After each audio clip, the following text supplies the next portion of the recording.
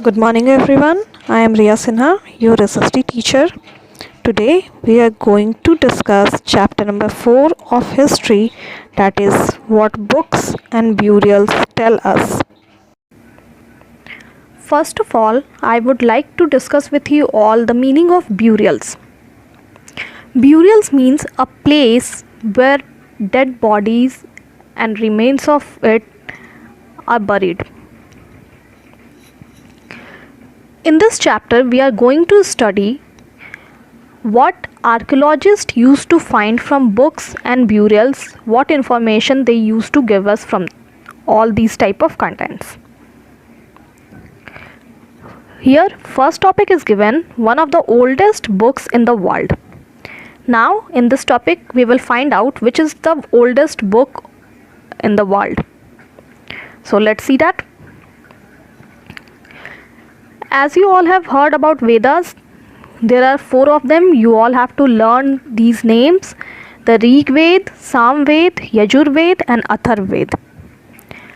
Among 4 of them, the oldest Veda is the Rig Ved, which was composed about 3500 years ago. The Rig Ved includes more than 1000 hymns called Sukta or well said. These hymns are in praise of various gods and goddesses. 3 gods are especially important.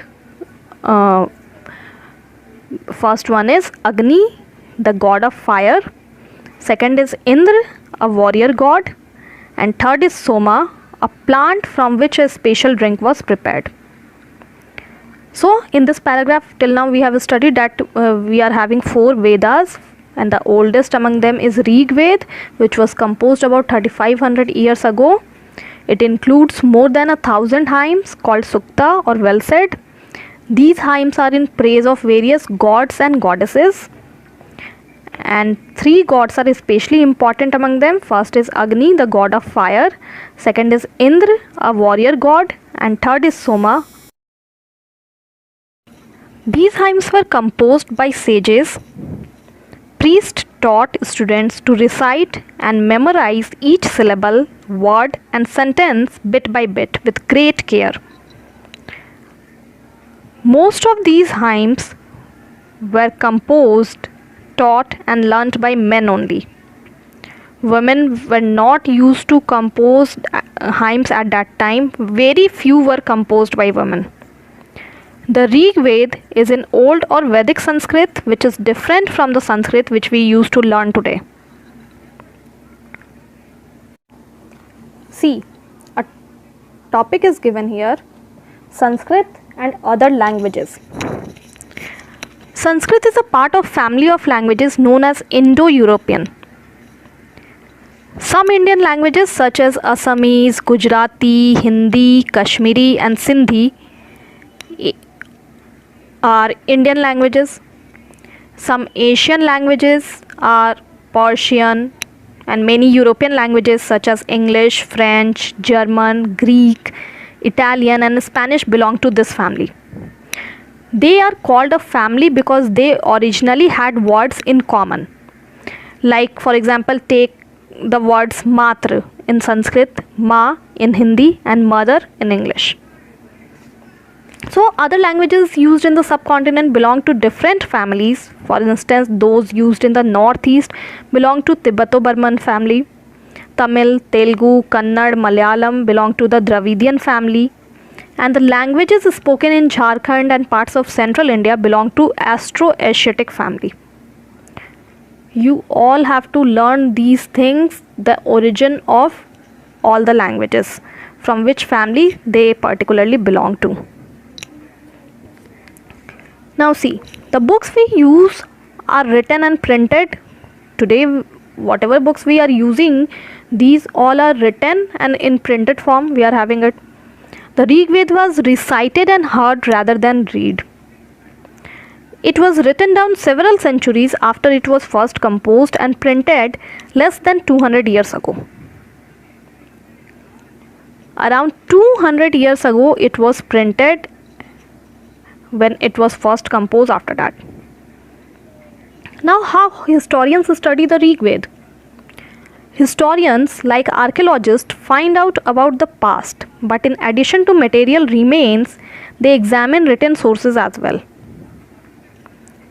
Some of the hymns in the Rig Veda are in the form of dialogues, which is part of one such hymn, a dialogue between a sage named Vishwamitra, sage means Rishi, named Vishwamitra, and two rivers, Byas and Satluj, who were worshipped as goddesses, given in your book in page number 37. You all can read it from there.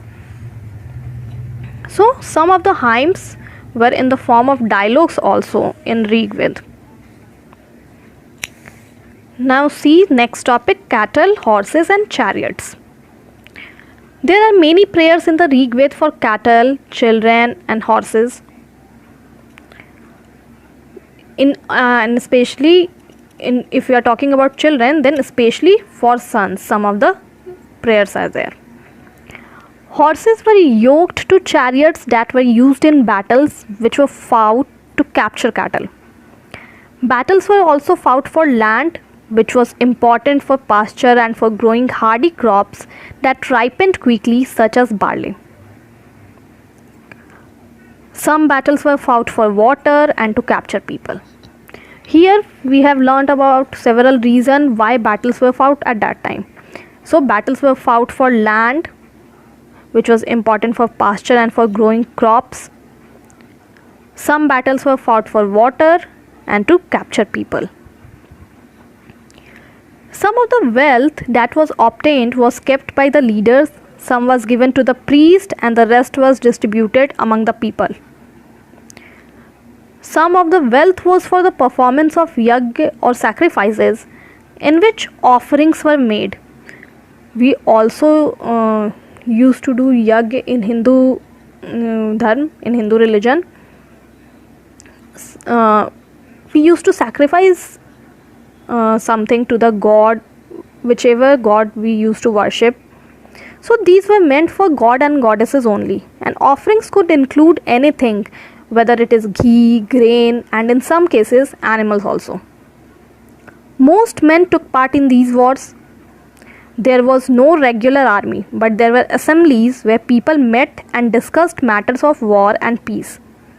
They also chose leaders who were often brave and skillful warriors. So mainly men used to take parts in wars, and there was no regular army at that time, but people met and discussed matters of war and peace. Those who were brave and skillful, among one of them, they became their leaders. Okay, now see the next topic, words to describe people. There are several ways of describing people in terms of the work they do, the language they speak, the place they belong to, their family, their communities, and cultural practices. Some of the words used to describe people found in the Rig Veda also. There are two groups who are described in terms of their work. First is the priest, and sometimes called Brahmins, who performed various rituals, and Rajas. So here we are talking about two terms. First is Brahmins, the priest who used to perform rituals, and the second term is Rajas. These Rajas were not like the ones you will be learning about later, who is having kingdom and everything. They did not have capital cities, palaces or army, nor did they collect taxes. Generally, sons did not automatically succeed fathers as Rajas. So two words were used to describe the people or the community as a whole. One was the word Jan, which we still use in Hindi and other languages, and the other was Vish. The word Vashya comes from Vish. Several Vish or Jan are mentioned by name, so we find reference to the Puru Jan or Vish, the Bharat Jan or Vish, Yadu Jan or Vish, and so on. So here two important words we are describing, which used to describe the whole community at that time. First one is Jan and the second one is Vish, and further it was improvised as Vashya. and several Vish or Jan are mentioned by name like Purujan, Bharatjan and Yadujan. Sometimes the people who composed the hymns described themselves as Aryas and called their opponents as Das or Dasis. These were people who did not perform sacrifices and probably spoke different languages from the Aryas. Later, the term Das, and the feminine of it is Dasi, came to mean slave. Slaves were women and men who were often captured in war. They were treated as the property of their owners who could make them to do whatever they wanted. Means those people who were captured in the war, they were considered as slaves, and those who have captured them, they were their owners. They were treated as property of their owners who could make them whatever work they wanted. While the Rig Veda was being composed in northwest of the subcontinent, there were other developments elsewhere also. Today we are going to continue next topic, that is silent sentinels, the story of the megaliths. See, one illustration is given here. These stone boulders are known as megaliths. Megaliths means, mega means big and liths means stone, means literally big stones. These were carefully arranged by people and were used to mark burial sites. These megaliths were carefully arranged by people and were used to mark burial sites. The practice of erecting megaliths began about 3000 years ago and was prevalent throughout the Deccan, which is in South India, in the northeast and Kashmir. Basically, in the Deccan part, in South India, in northeast and in Kashmir, practice of erecting megaliths were started. Some important megalithic sites are shown. While some of the megaliths can be seen on the surface, other megalithic burials are often underground. It depends on the situation whether it is underground or it can be on plots also, but it is a kind of burial site which erecting by the large boulders or stones. Sometimes archaeologists find a circle of stone boulders or a single large stone standing on the ground, and these are the only indication that there are burials beneath. Means if archaeologists used to find a circle of stone boulders or a single large stone somewhere, then it is indication that these are burials beneath. All these burials have some common features. Generally, the dead were buried with distinctive pots which are called black and red ware. Also found are tools and weapons of iron and sometimes skeletons of horses, horse equipments and ornaments of stone and gold, which mainly found that these all these things were belongings of that particular person who was buried there. Okay, now see the next topic, finding out about social differences. Archaeologists think that objects found with a skeleton probably belong to the dead person. Sometimes more objects are found in one grave than in another. Here one skeleton was buried with 33 gold beads, 2 stone beads and 4 copper bangles and conch shell in Brahmagiri. Other skeletons have only a few pots. These finds suggest that there was some difference in status among the people who were buried.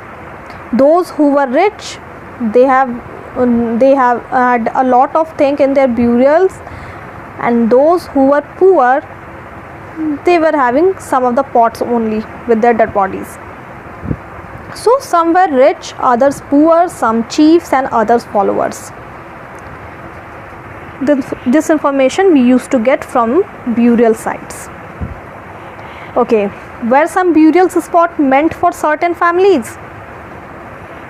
Were spots meant for certain families for a particular place?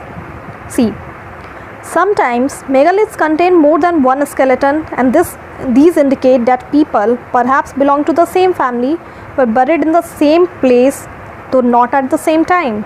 Obviously, not at the same time. They were all not dead at the same time. That's why the bodies of those who died later were brought into the grave through the potholes. Stone circles or boulders or megaliths placed on the surface probably served as signposts to find the burial sites, so that people could return to the same place whenever they wanted to. So these megaliths have special features also, that they used as a signpost to the burial sites, so that whenever people wanted to return to the same place, then they could be there.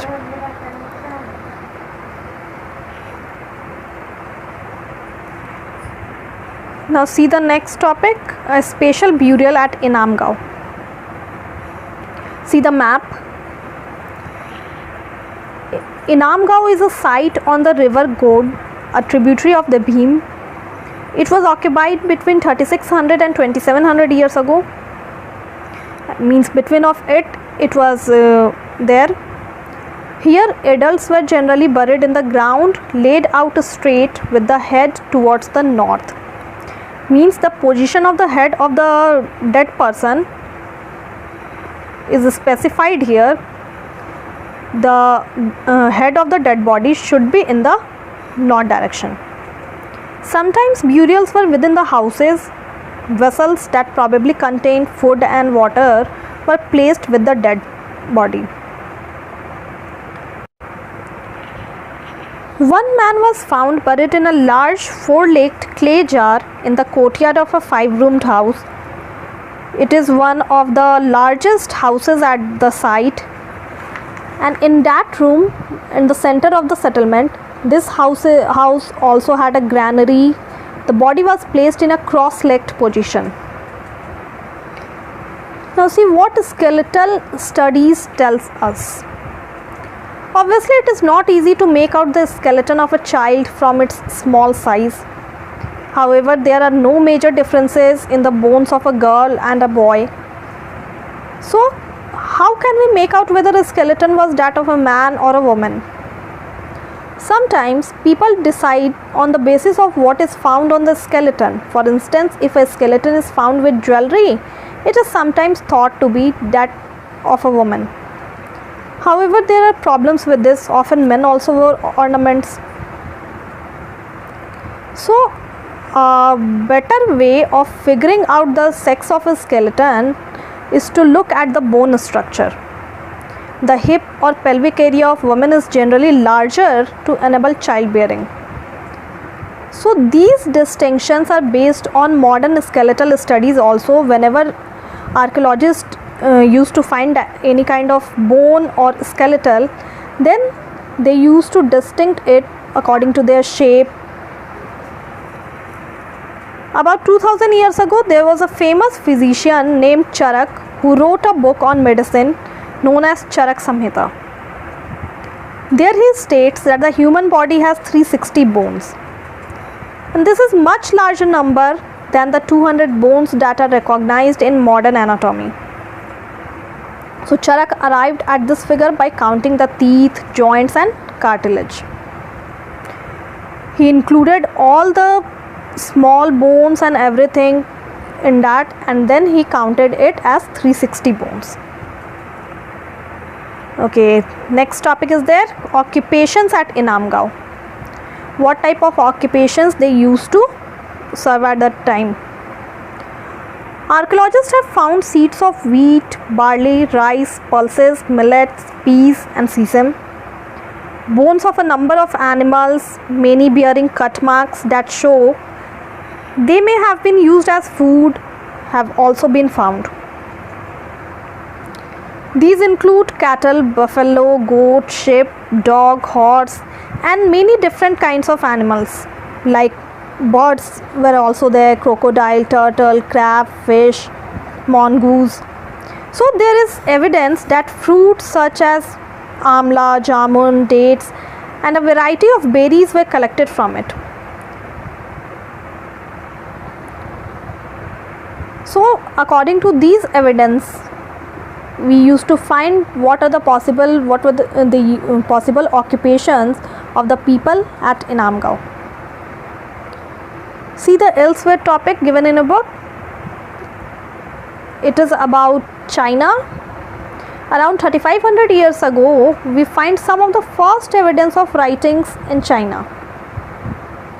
These writings were on animal bones, and these are called oracle bones because they were used to predict the future. That's why it is known as oracle bones. Kings got scribes to write. Obviously, scribes used to be there who have beautiful handwriting and who used to write everything. So the bones were put then into the fire and they cracked because of the heat. Then fortune tellers studied these cracks and tried to predict the future according to it. As you may expect, they sometimes made mistakes also. Obviously, it was not accurate all the time. These kings lived in palaces and cities. They amassed vast quantities of wealth, including large, elaborately decorated bronze vessels. And however, they did not know the use of iron at that time also. In the previous chapter, we have studied about Harappan civilization, in which they used to know the use of iron. But at that time, which we are talking about 3500 years ago, Rajas or kings were unaware of the use of the iron. Okay, now I hope you all understood the cover topics well now. If you have any kind of query, then you all can ask to me.